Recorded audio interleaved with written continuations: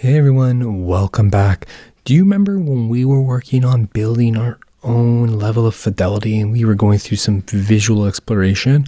Well, if you go back to that resource, you'll notice that there's a bunch of different designs and different items that I've pulled out to try and think about how those elements can evolve and become components. So let's jump right in. So if we go into our visual exploration section here, or page, you'll notice that we have a bunch of different items. So when we worked together on our own visual exploration, we were first starting out over here. And we had some cards, and we had, some various buttons. And then from there, I was able to build upon that a bit more. And that's what you should do. When you are starting to find that style, like I mentioned in the past, you need to just continue building up that and start putting pages together. And so when I started, moving away from this and building those pages, I started thinking about things like the introduction. I started thinking about things like, onboarding screens, and we had registration screens, and starting to think through all those scenarios using our user flows.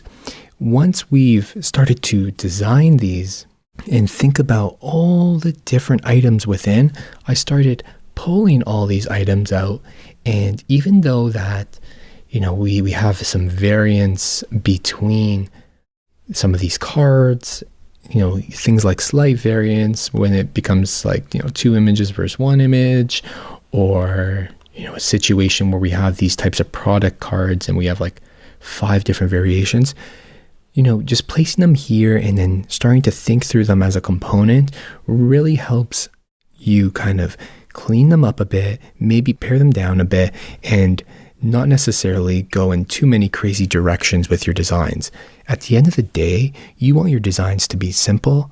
You want them to be easily understood. And if there are so many different design patterns, especially when you see like so many different versions of cards, it's really, really hard for your user to, make sense of it all.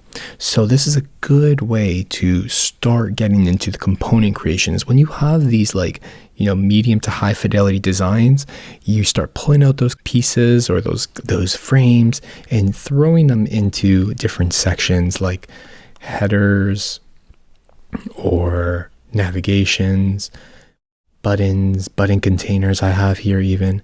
I have input containers. I have general types of like chip inputs and checkboxes. I also have like list items and thinking about that. And it'll just make your life that much easier as you go to design it.